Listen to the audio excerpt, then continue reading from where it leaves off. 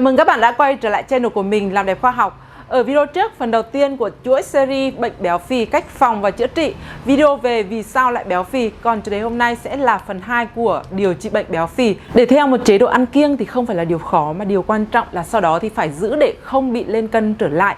Vậy thì làm thế nào để có những thói quen tốt ngay từ lúc khởi đầu? Hãy hướng tới một mục tiêu hợp lý, đừng cố gắng giảm cân quá nhiều và ngay lập tức thì bạn sẽ có nguy cơ ngay khi ngừng ăn kiêng và không nhiều hơn 3 cho đến 4 kg mỗi lần rồi giữ ở mức đó thì đó là cách tốt nhất để không bị béo trở lại.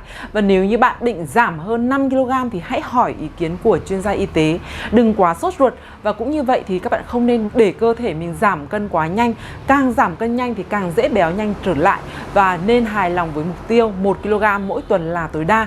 Và đừng để mình quá đói vô ích khi mà bạn nhịn ăn ngày này cho đến ngày khác hoặc là bỏ bữa.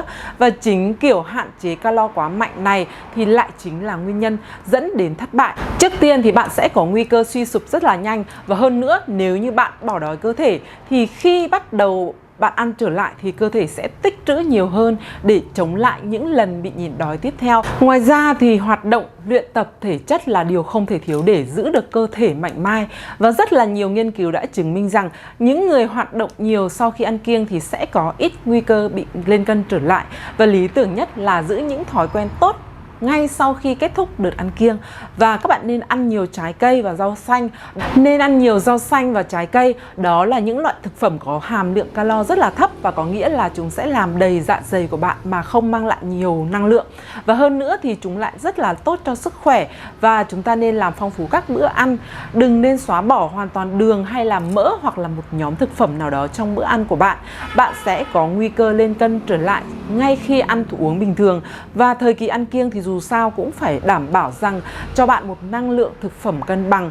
Và các bạn nên nhớ rằng khái niệm về ăn kiêng thì không chỉ là sự lựa chọn về thực phẩm mà còn là cách ăn. Ví dụ như là các bạn có thể ăn thật chậm và có một chế độ ăn hà khắc thì thường rất là khó thực hiện, và cơn thèm ăn thì có thể làm hỏng những cố gắng của bạn. Và vì vậy cho nên thỉnh thoảng thì hãy dành cho mình một vài niềm vui nho nhỏ với một số lượng hợp lý. Và có một mẹo rằng là khi các bạn ăn thì có thể nghỉ một chút trong bữa ăn. Thì tóm lại là dành thời gian để cơ thể có thể cảm nhận được cảm giác no. Đó là cách rất là lý tưởng để giảm lượng calo ăn vào mà không biết. Hãy biết điều tiết các bữa ăn. Bữa trưa mà lỡ bạn chót ăn nhiều rồi thì hãy bù trừ bằng cách buổi tối ăn ít hơn thường lệ. Và bởi vì sự cân bằng thực phẩm diễn ra trong suốt cả ngày và thậm chí là cả tuần. Và một ngày các bạn chót ăn nhiều thì có thể chữa được bằng cách ngày hôm sau sẽ ăn thật nhẹ nhàng. Và điều này thì sẽ giúp bạn quản lý được việc ăn uống sau khi kết thúc thời gian ăn kiêng. Và những sai lầm mà khi tập luyện để giảm béo đó là nhiều khi thì vì tâm trạng nôn nóng muốn nhanh chóng có được thân hình gọn gàng, dáng đi uyển chuyển, hay là suy nghĩ sai lầm về những bài tập mà chúng ta không tuân thủ đúng cách. Và việc tập luyện thì cũng tương tự, khi năng lượng bước đầu tiêu hao thì cơ thể sẽ dần dần khôi phục lại lượng nhiệt năng đã mất lúc đầu, và biện pháp hữu hiệu lúc này là thay đổi môn thể thao hay là bài vận động. Trong quá trình chạy bộ thì các bạn không nên nghỉ ngơi nhiều, hãy cố gắng rèn luyện bản thân tập đến cường độ mệt nhất và chú ý khởi động cho nóng người trước khi tập. Sau đó thì sẽ chạy với tốc độ cao nhất có thể. Hãy cố gắng đảm bảo được ngày nào cũng chạy với cường độ cao nhất ở cùng thời điểm ngày hôm trước. Và chúng ta không nên ỷ lại quá nhiều vào các đồ tập đi kèm như là tạ, gậy, bóng hay là gối. Thì đây chỉ là những đồ tập phụ để đi kèm để các bạn có thể có bài tập thể dục được thay đổi liên hoàn mà không đơn điệu thôi. Và nếu như bạn nghĩ rằng tập với quả tạ thì nếu như càng nặng thì sẽ càng nhanh chóng tiêu mỡ ở tay hay là ở bả vai thì đây là suy nghĩ sai lầm. Những người béo thì thường có xu hướng tập luyện tích cực cho ra mồ hôi để tiêu hao năng lượng, cảm giác đói và lúc thèm thì sẽ ăn nhiều hơn trước khi tập. Và như vậy thì thời gian tập luyện vừa qua là vô nghĩa. Và cũng có nhiều người tập mệt xong lại không ăn gì và cố nhịn đến khi thật đói, và sau đó thì uống nhiều nước lọc để tạo cảm giác no giả cho bản thân.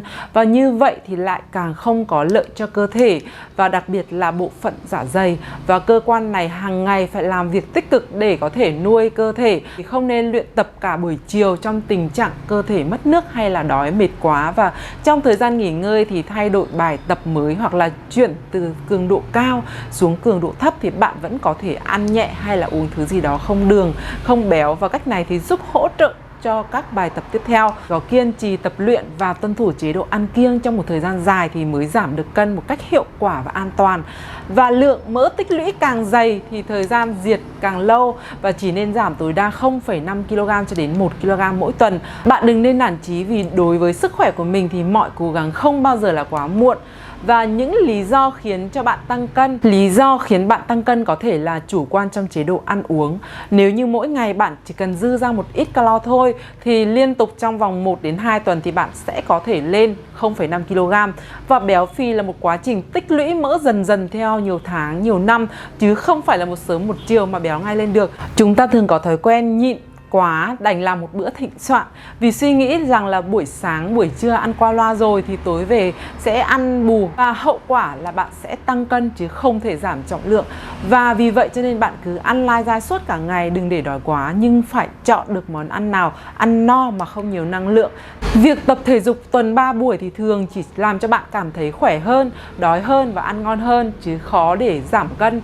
Và chúng ta phải tập mỗi ngày, tập toát mồ hôi kéo dài trên 30 phút thì mới có thể tiêu thụ được năng lượng. Và ngoài ra thì thiếu ngủ.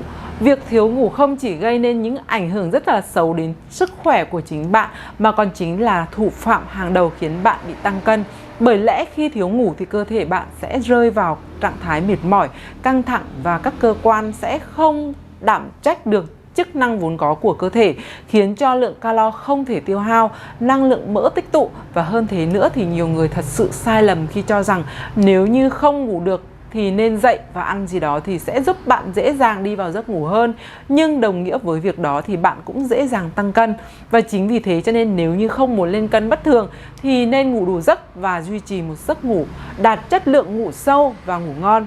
Stress không chỉ là trạng thái tiêu cực bất ổn về mặt tâm lý mà khi nó kéo dài thì bạn còn phải đối mặt với việc tăng cân không mong muốn. Do stress sẽ làm chậm quá trình trao đổi chất, một trong những lý do gây tăng cân.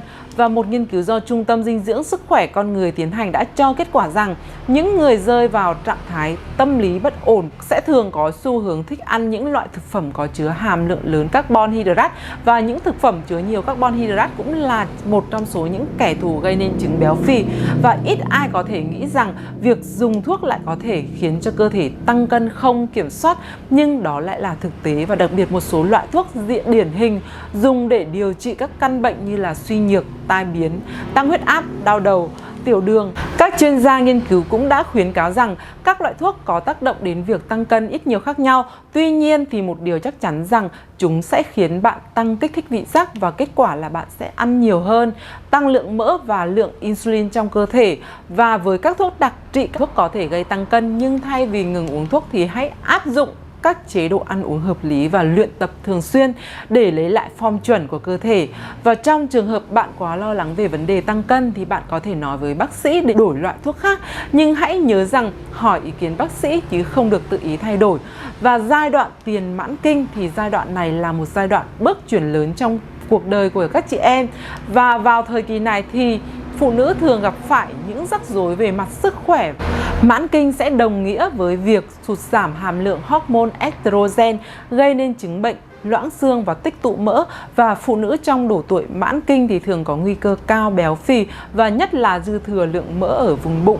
Và chính vì thế cần có một chế độ dinh dưỡng và luyện tập tích cực và cực kỳ khoa học. Một số căn bệnh sẽ khiến bạn sụt giảm cân rất là nhanh chóng, và nhưng trái lại thì cũng có những căn bệnh sẽ làm bạn tăng cân rất là nhanh. Và ví dụ như là những căn bệnh có liên quan đến sự hoạt động của tuyến giáp thì sự thiếu hụt hormone ở tuyến giáp thì chính là thủ phạm làm giảm quá trình trao đổi chất và đồng nghĩa với việc tăng cân ngoài. Tiếp sau đây thì chúng ta sẽ bàn đến việc làm thế nào để có thể giảm cân sau sinh. Thì việc tăng cân ở phụ nữ có thai đảm bảo sự phát triển bình thường của thai nhi và chuẩn bị cho quá trình tiết sữa, và cân nặng của bà mẹ sẽ giảm dần sau khi sinh ở những mức độ khác nhau. Và có 3 giải pháp giúp giảm cân sau đẻ, đó là nuôi con bằng sữa mẹ, hoạt động thể lực và chế độ ăn uống. Và không ít Các bà mẹ cho con ăn bổ sung rất là sớm và hoạt động thể lực của người phụ nữ thường giảm sau sinh, và do tập quán kiêng khem và do phải chăm con sau sinh nên vận động nhẹ nhàng nhưng phải thường xuyên. Và ngoài ra thì chúng ta nên ăn uống hợp lý. Chế độ ăn uống thì cần có đủ năng lượng và các chất dinh dưỡng để phục hồi và có sữa cho con. Và bữa ăn thì cần. Và tiếp nối chuỗi series bệnh béo phì và cách phòng chữa trị là video về thực đơn và chế độ dinh dưỡng cho người béo phì. Đừng quên theo dõi channel để không bỏ lỡ việc sở hữu bí quyết giảm cân nhé. Cuối cùng xin được nói lời cảm ơn và hẹn gặp lại các bạn vào 8 giờ mỗi tối.